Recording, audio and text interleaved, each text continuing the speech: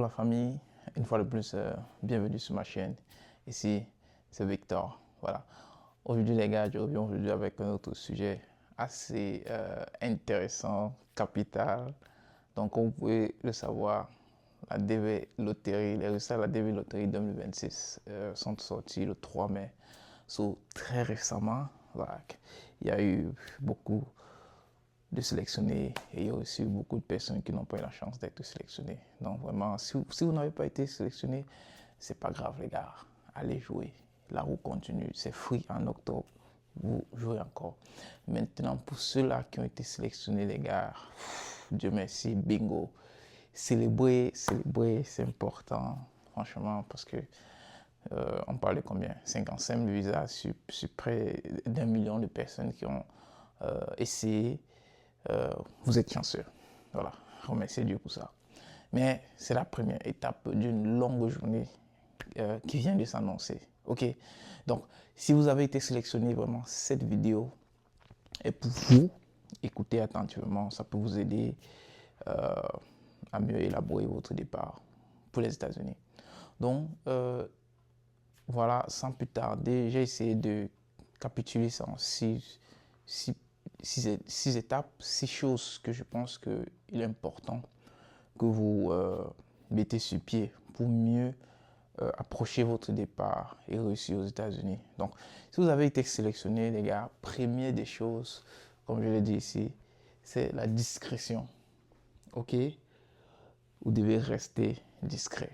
C'est vrai, je ne sais pas de quel côté dans le monde vous avez réussi, mais particulièrement parce que moi je viens d'Afrique. Et vous savez, c'est pas, comme j'ai dit un peu au début de la vidéo, on parle de 1 million de personnes qui appliquent et vous avez été sélectionné. Donc, vous êtes assez chanceux. Gardez ça pour vous, ou bien gardez votre cercle très restreint des personnes avec qui vous devez partager cette information. Parce que, comme on dit souvent, on ne sait jamais, on ne sait pas celui qui porte quoi dans le cœur. Ok? Parce que vous ne savez pas exactement à quel moment vous allez partir. Ça, c'est le message qui vous dit que vous avez été sélectionné pour la procédure. Ok? Vous pouvez commencer la procédure et vous ne voyagez pas. Ok? Donc, soyez discret. Soyez discret, vraiment. Jubilez, remerciez Dieu. Partagez à votre cercle très proche.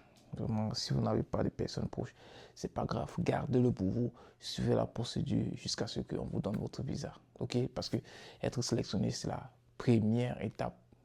La première étape vous dit, ok, maintenant, vous êtes éligible à commencer la procédure pour avoir votre visa. Voilà, ça c'est la première des choses. La deuxième des choses ici, je demande à ce que vous vérifiez votre case number. Parce que ce qui se passe généralement, c'est que dès que vous allez là-bas, vous cliquez, vous constatez que vous avez été sélectionné. Oh, vous jubilez, vous êtes content. Parfois, vous ne comprenez pas encore tout ce qui est écrit là, le case number, c'est quoi. Vous n'avez aucune idée. Vous célébrez d'abord. Maintenant, après ça, vous revenez encore, vous reconnectez, vous allez vérifier votre case number. Parce que le case number, c'est... Il y a les case numbers qui sont petits, il y a les case numbers qui sont grands. Ok? Dépendamment du case number que vous avez, vous pouvez estimer exactement à quel moment on va vous donner votre visa. Est-ce que ça va être rapide? Est-ce que ça va être sur une longue période? Parce que notez que les résultats sortent en mai, mais les visas commencent à être traités, je pense, au début de l'année fiscale, donc octobre. Octobre jusqu'en septembre. Ouais, un peu. C'est pour ça qu'on joue en octobre, parce qu'en ouvre l'année fiscale, on joue, les résultats sortent en mai et le cycle continue. Donc maintenant, quand vous allez checker votre case number, généralement, si vous avez un case number qui est petit, ça veut dire que vous serez parmi les premières personnes qu'on va appeler pour traiter votre visa. Là, vous devez accélérer toute votre procédure, tout ce que vous avez à faire, vous devez accélérer dessus. Je parle des case number entre combien? 2000, peut-être jusqu'à 15 000, 20 000. Vous allez voir la nomenclature des case numbers. Maintenant, il y a les grandes case numbers qui vont aller jusqu'à 50, 60, voire 70, voire même 80 000 de fois. Donc, c'est pour dire que votre case number est assez loin et qu'on risque de vous appeler un peu plus tard. Voilà, c'est pas grave. C'est pas grave parce qu'en ce qui me concerne, j'avais un case number de près de, je pense, 49 000. Donc, les résultats sont sortis en mai et j'ai voyagé en mai de l'année qui suivait. Ok, donc j'ai pratiquement fait plus d'1 an sur place à attendre mon visa. Donc maintenant, il est question que vous puissiez utiliser ce temps sagement, les gars. Sagement. Donc que ce soit que votre délai soit petit ou que votre délai soit grand, vraiment, vous allez continuer avec la même procédure, mais sauf que pour le délai qui est plus petit, demande à ce que vous le fassiez un peu plus vite. Le délai qui est plus grand, les gars, que vous le fassiez en profondeur. Donc je vais chuter sur la troisième chose ici, je dis élaborer sa stratégie pour apprendre l'anglais. L'anglais, l'anglais, l'anglais. Je reviendrai toujours sur l'anglais parce que l'anglais, c'est votre porte de la réussite aux États-Unis. Je vais vous dire ça comme ça. Vous pouvez aller dans un autre territoire, dans le monde, il n'y a pas de problème.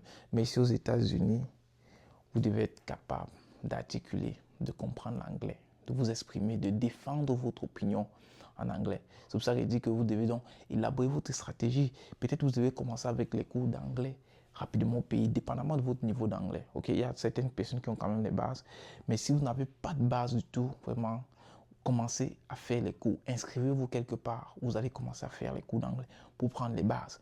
Maintenant, pour ceux qui ont quand même une petite base déjà, les gars, commencez l'autodidacte rapidement. C'est-à-dire, vous pouvez commencer par lire les livres en anglais. Regardez le journal américain. Il y a CNN. On regarde, il y a CNN au pays.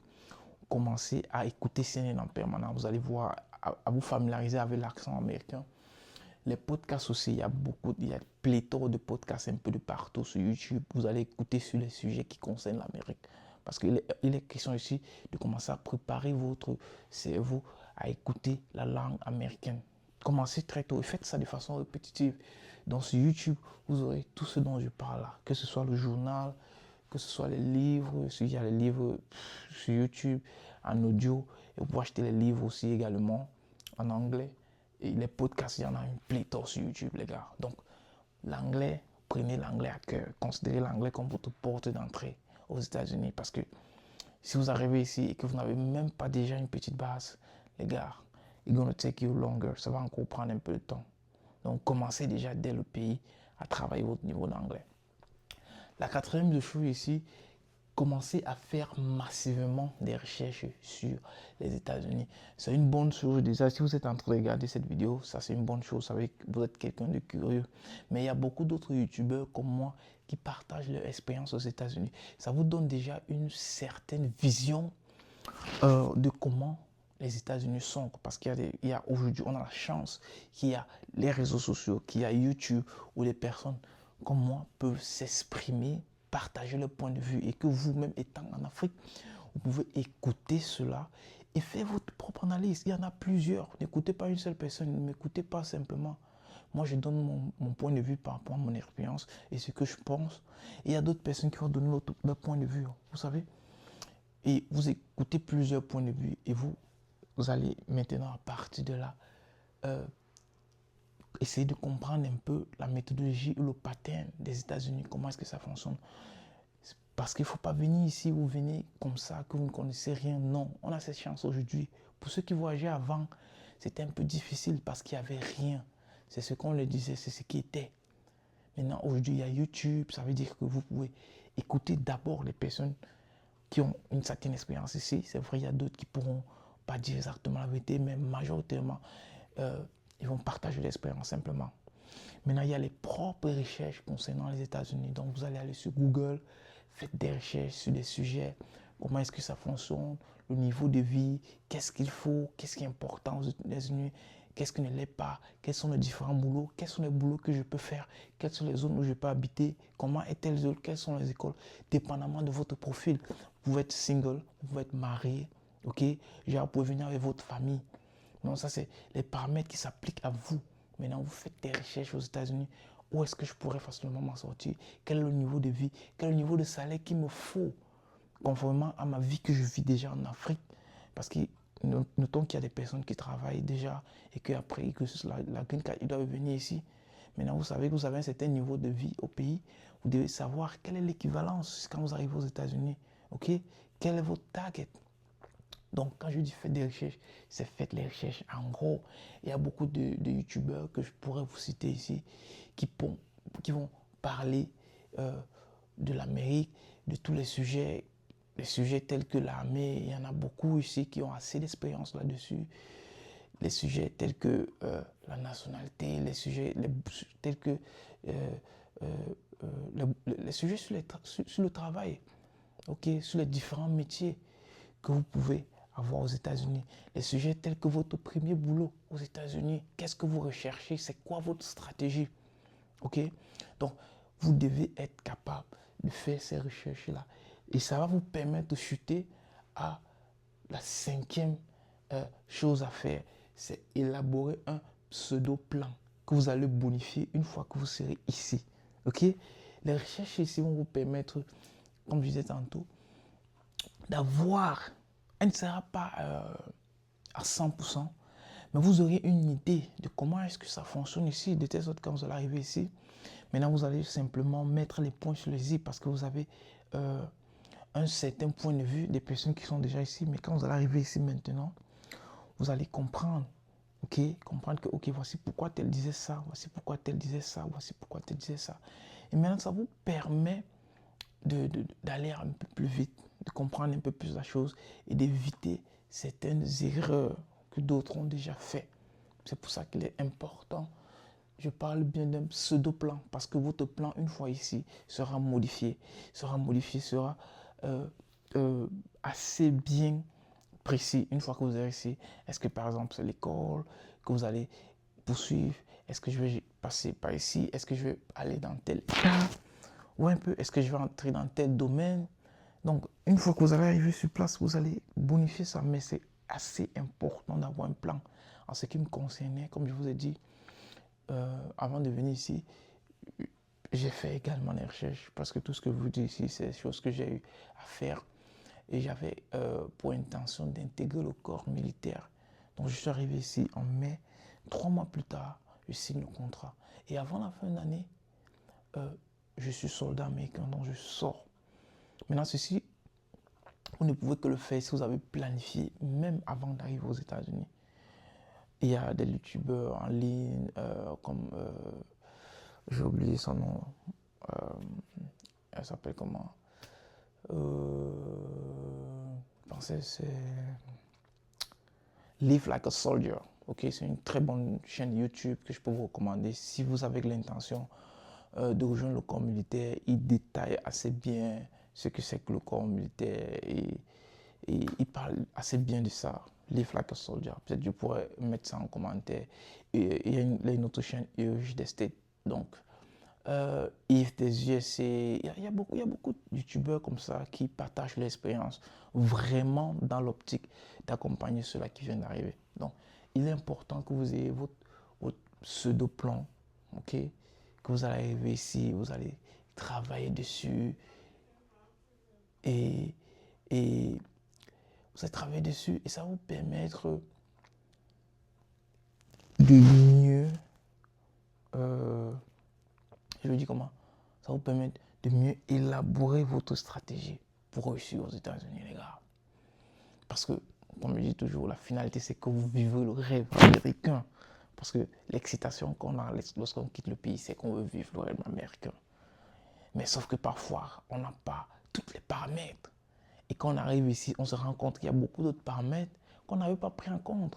Et cela peut nous choquer émotionnellement, même mentalement par la suite.